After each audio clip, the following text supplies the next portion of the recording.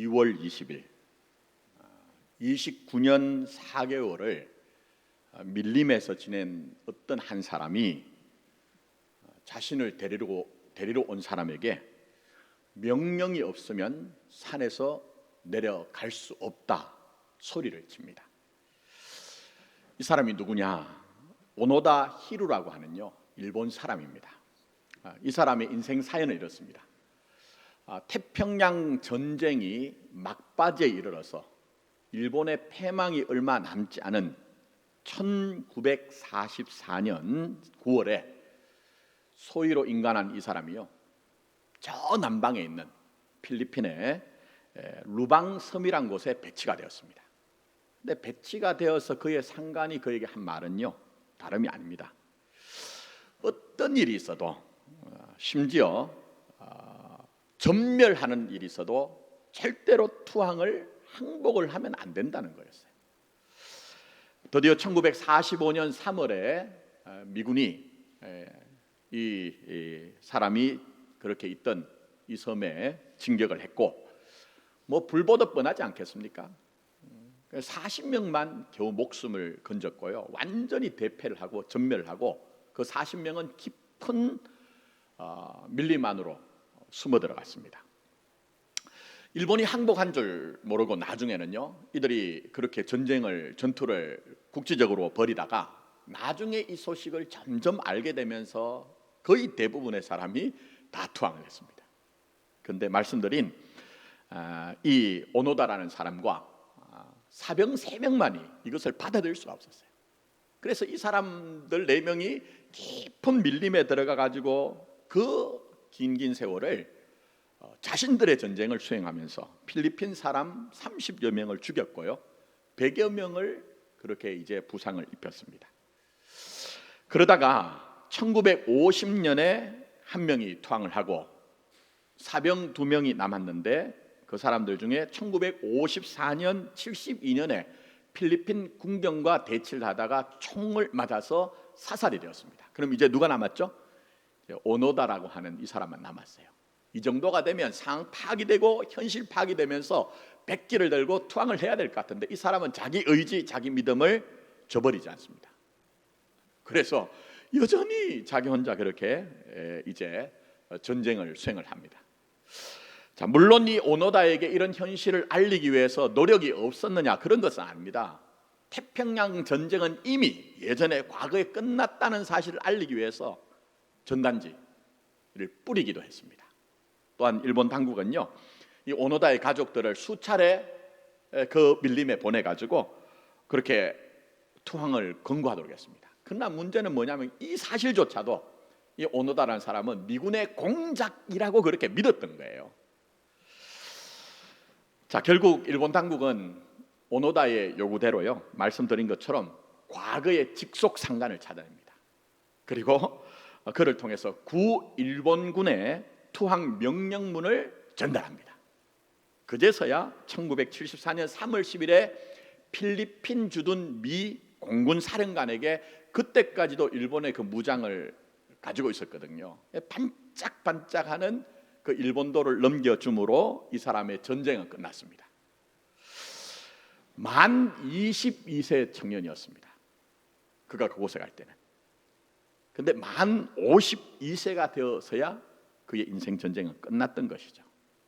물론 여러분 예상하듯이 이때 일본 사람들은요 일본 군인 정신의 부활이라고 난리가 났습니다. 일본에 돌아왔을 때.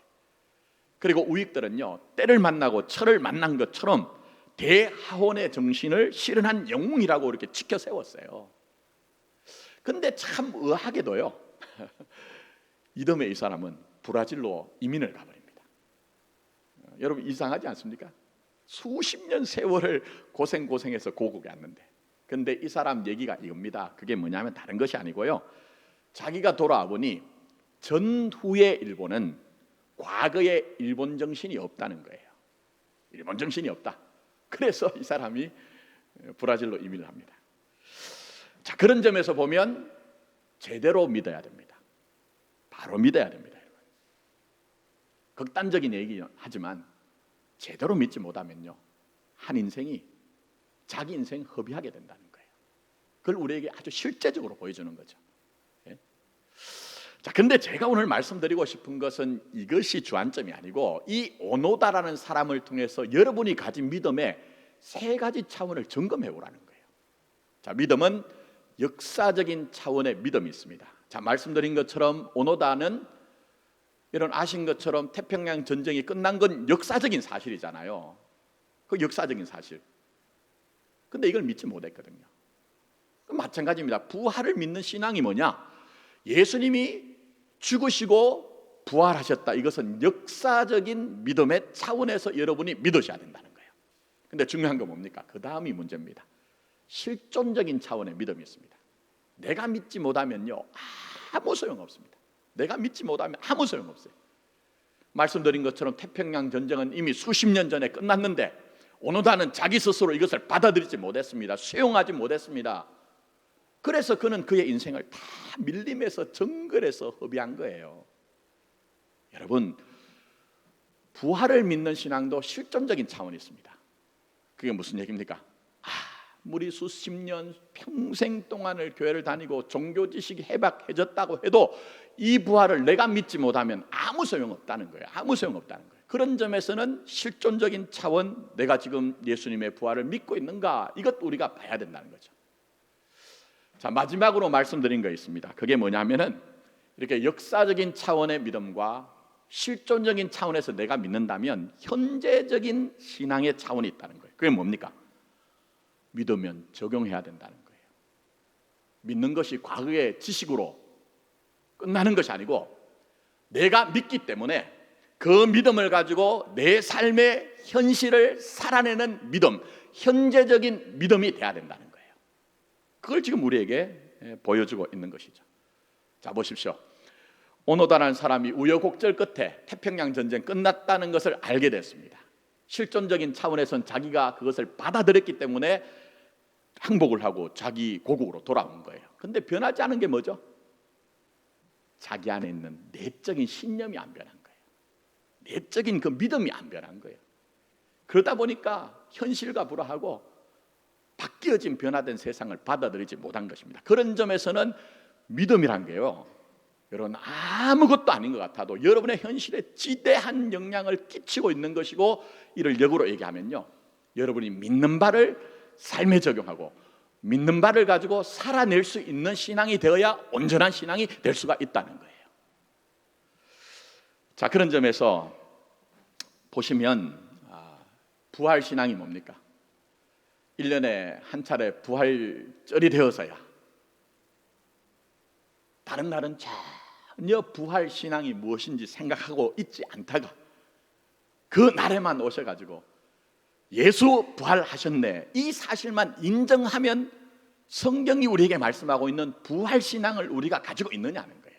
성경은 그렇지 않다는 거예요. 말씀드린 것처럼 내가 오늘을 부활로 사는 신앙이 돼야 된다는 거예요. 그래서 오늘 여러분, 제가 설교 제목은 잘 얘기하지 않잖아요. 근데 오늘만 제가 말씀드리는 것은, 오늘 설교 제목을 보시면 뭐라고 되어 있습니까? 오늘을 뭐로 산다고요? 부활로 살기, 이렇게 되어 있습니다. 이게 돼야 된다는 거예요. 자, 그런 점에서 오늘 읽은 본문이 좀 많습니다. 많은데 고린도후서 4장 7절 한번 가보십시오. 제일 마지막에 읽은, 자, 사도 바울이 우리 삶의 현실이 늘 평탄하고 평안한 것만 아니라는 사실을 자기 인생의 사건, 경험을 통해 얘기합니다. 그게 뭡니까? 사방으로 우겨쌈, 그 다음에요 답답한 일, 그 다음에 박해, 거꾸로 떨림이라고 하는 무거운 현실을 얘기합니다. 이런 우리 사는 것이 사도 바울과 똑같은 모양은 아닐지라도 누구든지 사방으로 우겨 쌓인 일을 경험하고 때로는 답답한 일을 만납니다. 때로는 내가 내 자신의 삶을 살아가는데 왜 이렇게 삶의 환경들이 나를 이렇게 핍박하고 고단스럽게 하는 것이지 하는 마음이 들 때가 있고요, 때로는 내가 내 능력이 부족하든지 아니면 환경이 그래서 내 인생이 여기서 거꾸로지는 것이 아닌가 하는 그런 경험들이 우리에게 있을 수가 있다는 거예요. 자, 근데 중요한 것은 잘 보십시오. 사도 바울이 이렇게 사방의 우겨쌈과 답답한 일과 박해와 거꾸로뜨림을 잘 잘 보시면요, 자기 혼자 감당한다고 얘기하잖아요.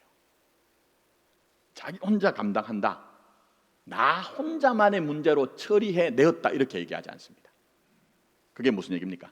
자, 말씀 보셔야 됩니다. 자, 10절에는 사방으로 우겨쌈과 답답한 일과 박해와 거꾸러뜨림을 뭐라고 합니까?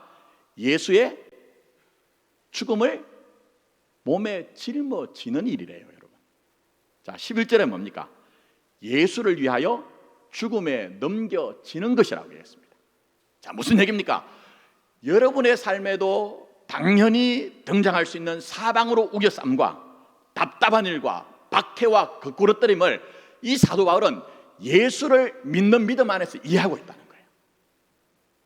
이 모든 일들이 결국은 예수와 함께 예수를 위한 일이라고 이해를 하고 있다는 거예요. 더 나아가서 그렇기 때문에 이 사방으로 우겨쌈과 답답한 일과 박해와 거꾸러뜨림은 그것이 결론이 아니라 결국 이 일을 통해서 어떻게 되어지죠? 결국은 예수의 생명이 우리 몸에 나타나고 예수의 생명이 죽을 우리 육체에 나타나는 아주 놀라운 일이라고 그렇게 말씀하고 계신 거예요. 근데 사실은요, 사도 바울의 이 고백과 간증은 사도 바울이 누누이 반복적으로 강조하던 인생관에서 나온 겁니다. 신앙관에서 나온 겁니다. 여러분, 그게 뭡니까? 사도 바울이 가진 인생관과 신앙관은요, 한마디로 얘기하면 이렇습니다. 사람 사는 게 다 제멋에 겨워서 자기 능력으로 산다고 생각하지만 인생의 실상이 그렇지 않다는 거예요. 믿음의 사람들은 예수 그리스도의 십자가와 부활 안에 그 인생이 있다는 거예요. 예수님의 십자가의 죽으심과 부활하심에 연합하여서 그의 커다란 사랑과 죽은 자를 다시 살리시는 그 부활의 능력으로 산다는 것을 누누이 반복적으로 그렇게 우리에게 사도 바울이 말씀하신 것이죠. 이것을 바로 다르게 얘기한 게 뭡니까? 바로 우리가 읽은 본문의 말씀이에요. 그래서 앞선 고린도후서 1장 말씀도 마찬가지입니다. 자, 여러분 함께 가볼까요? 자, 1장 8절 한번 가보십시오.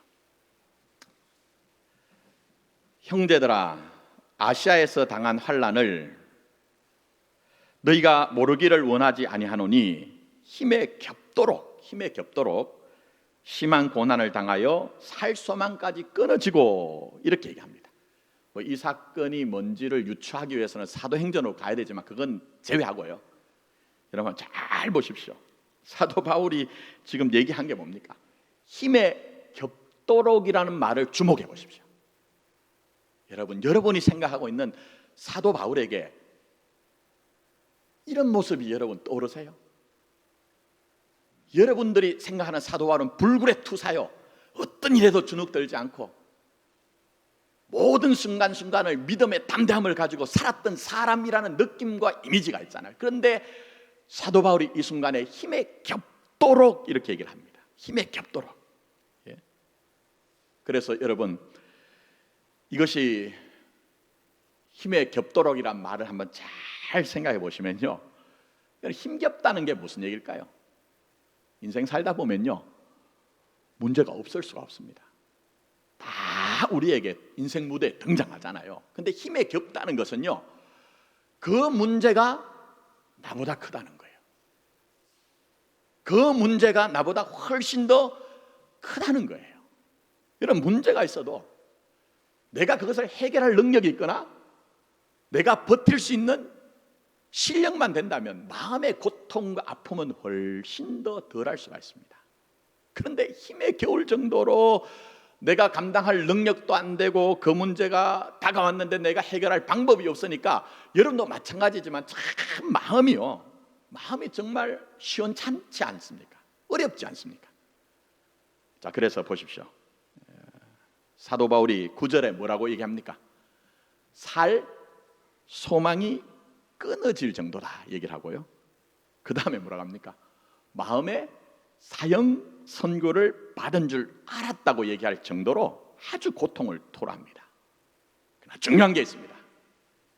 그렇기 때문에 내가 고생했다, 그런데 그 상황 속에서 내가 정말 나 스스로 좀 의지를 가지고 이를 악물고 힘을 냈더니 이 정도도 이겨냈다고 얘기하지 않습니다. 우리가 이미 고린도후서 4장 말씀을 본 것처럼 이 사도 바울은 자기 인생 단독적으로 이 문제를 처리했다 이렇게 얘기하지 않습니다. 그래서 그가 귀하게 고백하는 것이 뭡니까? 자, 한번 보십시오. 살소망이 끊어지고 또한 사형 선고를 받은 것에 대해서 부활을 믿는 신앙, 죽은 자를 살리시는 하나님을 믿는 신앙 안에서 통찰하고 이해를 하는 겁니다. 자, 그래서 그가 고백하는 것, 자, 한번 보세요. 9절 하반절 한번 보십시오. 이는 우리로 어떻게 해요? 자기를 의뢰하지 않고 오직 어떤 하나님이죠? 죽은 자를 다시 살리는 하나님. 죽은 자를 다시 살리는 하나님. 그저 예수님이 2000년 전에 사망 권세를 깨뜨리고 부활하셨다, 이 역사적인 것을 알고 내가 그것을 믿습니다라고 고백하는 것이 아니라 내 삶에 등장한 산 소망이 끊어지고 사형 언도를 받은 것 같은 그 답답하고 억울하고 눈물 나는 인생 속에서도 그럼에도 불구하고 죽은 자를 다시 살리시는 하나님의 능력이 나와 함께 한다는 것을 믿고 있는 거예요, 여러분. 현재적인 믿음이죠. 이걸 지금 우리에게 묻고 있는 거예요. 네가 진짜 부활을 믿는 신앙 가지고 있느냐? 그렇다면 네가 현재적으로 살아가는 삶 속에서 그 부활을 믿는 믿음이 어떻게 작동하고 어떻게 역사하고 있느냐? 그걸 지금 우리 주님이 우리에게 묻고 계신 것이죠. 자, 그런 점에서 보십시오. 산소망이 끊어지고 사형 선고를 받은 것 같은 현실에요, 이 사도 바울이 자기 자신의 진실하지 못하여서 자기 자신 안에는 지금 힘겨워서 어쩔 줄 모르는데 누가 내게 와서 요즘 어떻게 지내세요 묻는데 그저 우리가 뭐 다 그렇게 살죠, 뭐 그래도 은혜 가운데 삽니다 이렇게 하면서 억지 웃음 짓는 거 아니죠, 그죠? 그다음 또 하나는 또 역으로 얘기하면, 반대로 얘기하면요, 그동안 믿는다고 했던 것들은 다 어디로 달아나고 문제 때문에 늘 죽겠다 절망만 노래하는 게 아니죠. 무슨 신앙입니까? 현실 인정합니다. 현실 부인하지 않습니다. 정말 살소망이 끊어지고 사형 언도를 받은 것 같은 그 현실을 수긍하지만 그럼에도 불구하고 죽은 자를 다시 살리시는 하나님 내게 함께 하신다. 그 하나님이 함께 하실 때 나는 넉넉히 이길 수 있다는 것을 믿는 신앙을 지금 우리에게 보여주고 계시는 거예요. 그럼 우리 어떻게 믿어야 됩니까? 현재적인 믿음이 돼야 됩니다. 과거에 예수님 부활하신 것 인정하고 나 그거 믿습니다 하는 차원이 아니라 과거도 오늘도 내일도 내 인생의 전생애가 죽은 자를 살리시는 하나님의 능력 안에 사는 것이 신자의 인생이구나 하는 것들을 알고 믿는 믿음을 가지자는 거예요. 그래서 여러분, 사도 바울의 서신은 복음으로 충만합니다. 이건 뭐 깊게 들어가지 못하는데 10절도 한번 보십시오. 얼마나 귀하게 우리에게 말씀하십니까? 자, 보세요. 그가 이같이 큰 사망에서 우리를 어떻게 하셨죠? 건지셨고, 무슨 얘기입니까? 과거적인 측면이에요. 과거적인. 자, 그 다음에 한번 보겠습니다. 또 어떻게 해요? 건지실 것이며 현재 내 삶의 현실 이 안에 있다는 거예요. 건지실 것이며.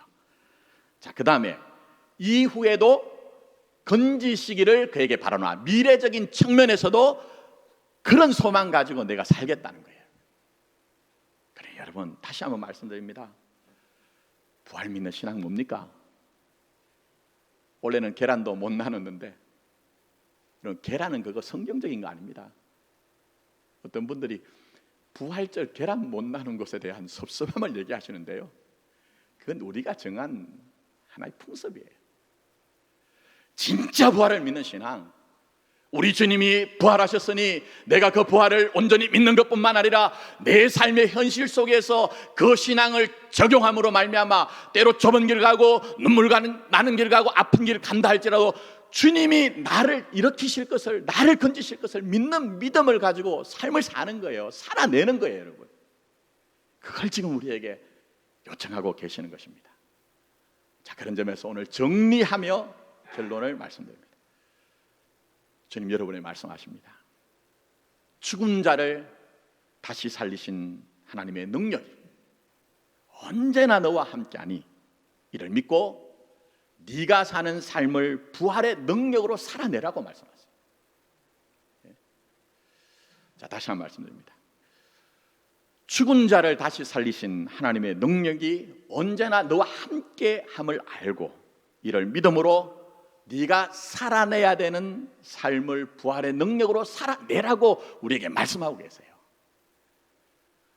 물론 제가 이렇게 말씀드리면 이거 쉽다는 얘기 아닙니다. 저는 아멘 하시면 좋겠지만 아멘 안 해도 상관없습니다. 저는 아멘이란 것이 굉장히 위험하다고 생각하기 때문에 기독교 신앙은 깊이 성찰하면서 내가 내 마음으로 인격으로 내면으로 받아들일 때 그 속에서 아멘 하며 나오는 것이지, 과거의 어떤 부흥사들처럼 뭐 말을 빨리 해가지고 심지어는 화장실 갔습니다 할렐루야 하는데도 아멘, 그거 기독교 신앙 아닙니다. 다시 한번 여러분 깊이 그런 점에서 한번 생각해 보세요.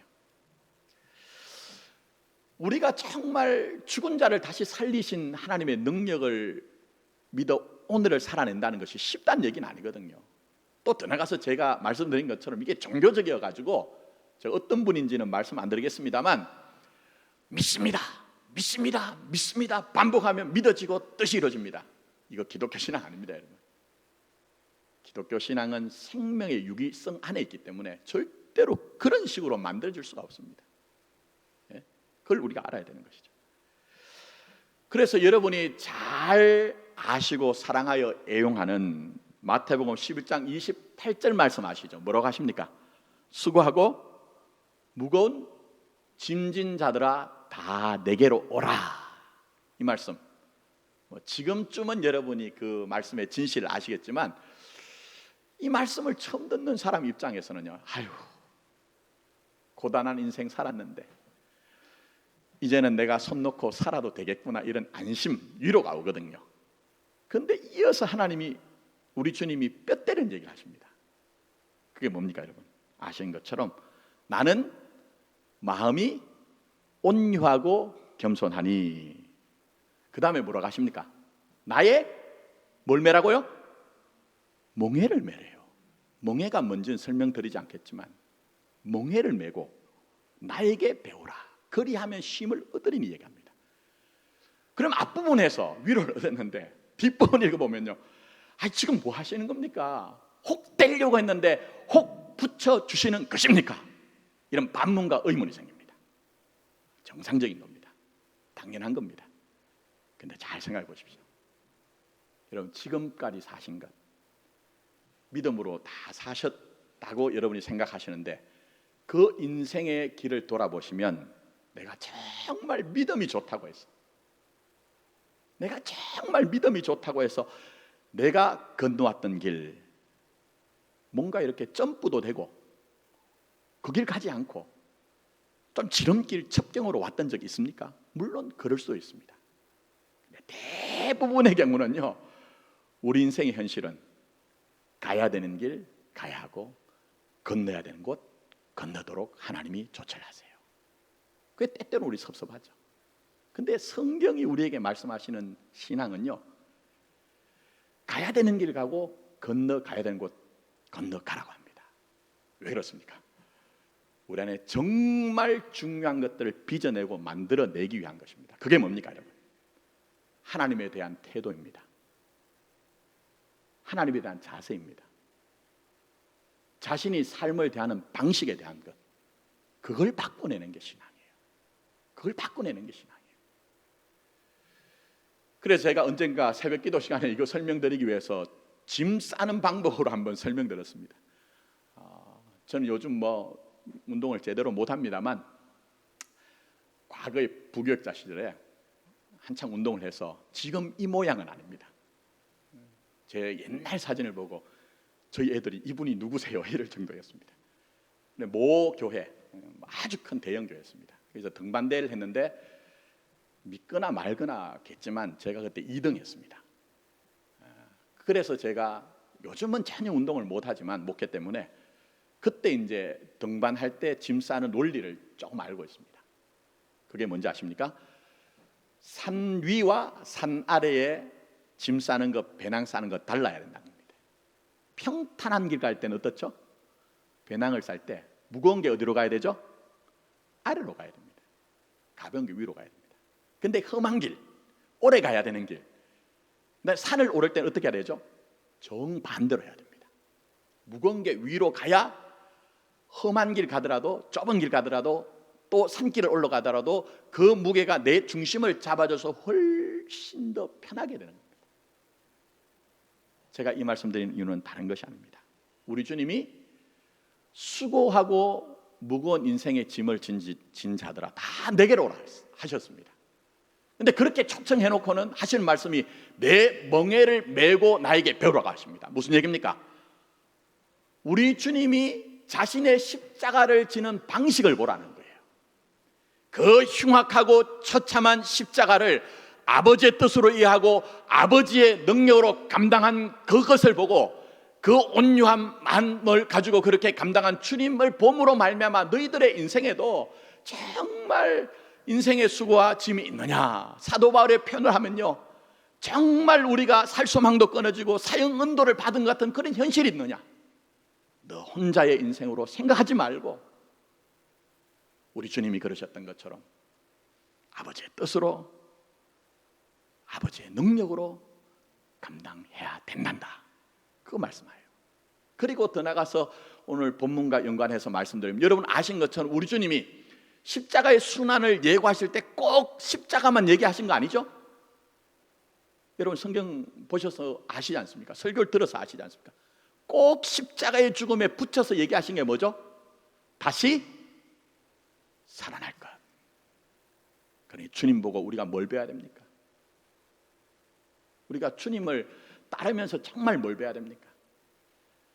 죽은 자를 살리시는 하나님의 능력, 그 능력이 현재 여러분에게 함께 한다는 거예요. 그리고 그 능력을 의뢰해서 내 삶의 오늘 현재에 부활로 살아내는 인생이 되어야 된다는 것입니다. 그런 점에서 여러분, 이 죽은 자를 다시 살리시는 신앙이 얼마나 중요하냐 하면요, 사도 바울만이 아니고 잘 보시면 성경에 여러분 성경 보시면서 아이고 이분 좀 닮았으면 좋겠다, 이분 좀 흉내 내면서 살았으면 좋겠다는 꽤 근사한 믿음의 사람들은 전부 다 동일한 게 있죠. 그게 뭡니까? 사도 바울처럼 그들의 삶에는 살 소망이 끊어지고 때로는 사형 은도를 받은 것 같은 현실들이 있습니다. 모양은 달라도. 그래서 대표적으로 제가 일일이 다 거명하고 설명드리긴 그렇지만 다윗을 보십시오. 다윗이 그런 상 속에서 얼마나 힘들었던지 시편 10편에 보면요, 제가 생각할 땐 참 불경하게 기도해요. 뭐라고 기도합니까? 여호와여, 어찌하여 멀리 계십니까? 멀리 계십니까? 이토록 내가 공경에 빠졌는데 모른 체 하십니까? 일어나소서, 일어나소서, 일어나소서, 일어나서 하나님이여 손을 들어 주십시오라고 그렇게 아픔을 토로해요. 근데 여러분, 정말 여러분이 간절하게 기도했음에도 불구하고 솔직하게 말씀드려서 하나님의 침묵을 경험하시는 때가 없습니까? 나를 향해 기도할 때마다 선태이 야이야이야이 걱정하지 말아라 이런 음성 듣고 사시냐는 거예요. 우리는 종종 하나님의 부재 침묵을 경험하거든요. 그래 아픈 거예요. 그래서 시편 22편에 가면 이제 멀리 계신 하나님 정도가 아니고 다윗은요, 내 하나님이여, 내 하나님이여, 어찌 나를 버리십니까? 나를 왜 버리십니까? 어찌하여 나를 멀리하여 돕지 아니하시며 내 신음 소리를 듣지 아니하시니까? 내 하나님이여, 내가 낮에도 부르짖고 밤에도 잠잠하지 않는데 응답하지 않습니까? 라고 얘기합니다. 그러면 제가 뭘 말씀드립니까? 우선은 이 인간적인, 너무나 인간적인 모습, 여러분의 삶을 닮아 있는 이 현실적인, 너무나 현실적인 믿음의 선배들의 모습을 보고 여러분이 살아가시면서 때로 아프고 힘들고 하나님 도무지 왜 나와 함께 하시지 않습니까는 하나님의 침묵과 부재를 경험하실 때 여러분을 정죄하면 안 된다는 거예요. 나는 왜 내 모양이 이래서 신앙이 없어서 이런 것인가, 이렇게 생각하지 말라는 거예요. 여러분 한번 잘 생각해 보세요. 하나님 믿지 않는 사람이 하나님에게 절망합니까? 잘 한번 생각해 보세요. 절대 그런 일은 있을 수 없습니다. 하나님을 믿지 않는 사람이 자기 속사람 속에 있는 그 아픔과 고통과 하나님의 부재를 하나님께 토로할 수 있습니까? 그건 믿음 없음이 아니에요, 여러분. 믿음 없음이 아니에요. 여러분의 믿음 없음이 아닙니다. 그러니 여러분 자신을 정죄하거나 판단하는 것을 멈추십시오. 그리고 더 나아가서 제가 말씀드린 그럼에도 불구하고 참 힘들지만요, 그럼에도 불구하고 이 순간에 죽은 자를 살리시는 하나님이 나와 함께 하신다는 것을 믿으라는 것입니다. 그래서 제가 이거 일일이 신뢰를 들 수 없고 이왕 다윗에 대해서 말씀드렸으니까 이 다윗이 가진 부활신앙, 이거 신학적으로 좀 설명을 많이 드려야 되는데요, 한 부분만 읽어드립니다. 대표적으로 시편 16편 8절에서 11절입니다. 여러분 마음을 열고 귀를 열고 한번 들어보세요. 내가 여호와를 항상 내 앞에 모시며 그가 내 우편에 계심으로 내가 요동치 아니하리로다. 이러므로 내 마음이 기쁘고 내 영광도 즐거하며 내 육체도 안전히 가리니 얘기했습니다. 이건 믿음입니까? 믿음의 결과입니까? 믿음의 결과예요. 그럼 이런 요동치 않는 삶을 낳은 믿음이 뭐냐 하는 거예요. 그래서 그 다음에 딱 보면 이는 이렇게 갑니다. 이는 이 믿음 때문에 내가 요동치 않는다는 거예요. 그게 뭘까요, 여러분? 자, 다윗은 이렇게 고백합니다. 내 영혼을 음부에 버리지 아니하시며 주의 거룩한 자로 썩지 않게 하실 것임이니라. 주께서 생명의 길로 내게 보이시리니 얘기합니다. 이걸 오늘 본문에 사도 바울의 표현으로 하면 뭐죠? 죽은 자를 살리는 하나님 믿은 거예요. 잔혹하고 참담한 그 죽음 같은 현실 속에서 하나님이 나를 일으키고 나를 건지신다는 그것을 믿었기 때문에 다윗은 다윗이 될 수가 있었던 거예요. 그래서 이 본문의 시편을 사도행전 2장 24절부터 31절에 가면 예수님의 부활의 예언으로 인용합니다. 그러니 무슨 얘기입니까? 이 다윗 완전한 건 아니잖아요. 구약은 그림자로 부활하신 주님을 본 거거든요. 그럼 이제 우리는 어떤 믿음 가져야 합니까? 2000년 전에 주님이 그 성육신 하신 몸을 가지고 죽음의 사망의 그런 모든 세력을 다 짊어지고 죽으셨다가 3일 만에 부활하셨다는 것을 우리는 확실하게 믿고 있잖아요. 그러니 쉽지 않지만 우리는 더 분명하게 믿어야 되겠죠. 더 확실하게 믿어야 되겠죠. 네, 오늘 사는 현실 속에 때때로 우리에게 등장하는 인생 무대에 등장하는 살소망이 끊어지고 그래서 사형 언도를 받은 같은 현실 속에서도 하나님은 부활의 하나님이시니 아들이신 예수님을 그 일으키신 주님이 나와 함께 하신다는 믿음을 가져야 되겠죠, 여러분. 이게 현실적이 돼야 됩니다. 여러분의 삶의 현실에 적용이 돼야 됩니다. 그래서 오늘 한 본문이 있죠. 안 들어갔습니다. 다음 주에 우리를 어떻게 새롭게 하시는가 하는 것들을 제가 말씀드리기 위해서 잠깐만 열왕기하 말씀 그냥 이제 설명드립니다. 간략하게 하면 이렇습니다. 엘리사의 제자들, 그때 이제 기숙했던, 요즘 말로 하면 기숙학교입니다. 그게 이제 좁아져서 제자들이 와서 우리 좀 큰 집 좀 지어야 되겠습니다, 선생님 했습니다. 그래서 함께 어디로 갔죠? 요르단. 근데 성경에 요단이라고 되어 있습니다. 가서 이제 벌목을 합니다. 자, 근데 문제가 생겼습니다. 한 제자가 어떤 도끼죠? 쇠도끼를 가지고 도끼질을 하다가 그게 물에 푹덩 빠졌습니다. 근데 말씀 보시면 이렇게 돼 있죠. 이거 그렇게 읽으시면 안 됩니다. 이렇게 읽으셔야 됩니다. 무슨 얘기입니까? 우리 생각에 쇠도끼 이건 뭐 난리네 하지만 그 당시에 쇠 도끼 흔하지 않습니다. 흔하지 않아요. 거기다가 빌려왔습니다. 그리고 엘리사의 제자들은 엘리야와 다르게요, 대부분 가난한 출신들입니다. 그 당사자 입장에서는요, 큰일 난 거예요. 그야말로 숯금댕이가 된 것처럼 새카맣게 된 거예요. 사도 바울의 얘기로 하자면요, 살소망이 끊어지고 사형 언도를 받은 것 같아요. 왜요? 자기 때문에 집 짓자고 한 이 열망들, 이게 다 무산이 될 수가 있거든요. 그래서 어떻게 합니까? 엘리사가 나뭇가지 꺾어가지고 던졌더니 도끼가 올라왔다. 여러분, 이 얘기 들으실 때 무슨 느낌 드십니까? 우선 저도 이 말씀 묵상할 때 옛날에 우리나라 전래 동화 중에 이 도끼가 네 도끼냐, 이 얘기 같아요. 그런 얘기 아닙니다, 여러분. 이게 여러분의 삶의 현실이라는 거예요. 누구나 다 집 짓고 싶어하는 것처럼 내가 꿈꾸는 인생이었어요. 행복했으면 좋겠다, 성공했으면 좋겠다, 사랑으로 살았으면 좋겠다, 평안했으면 좋겠다.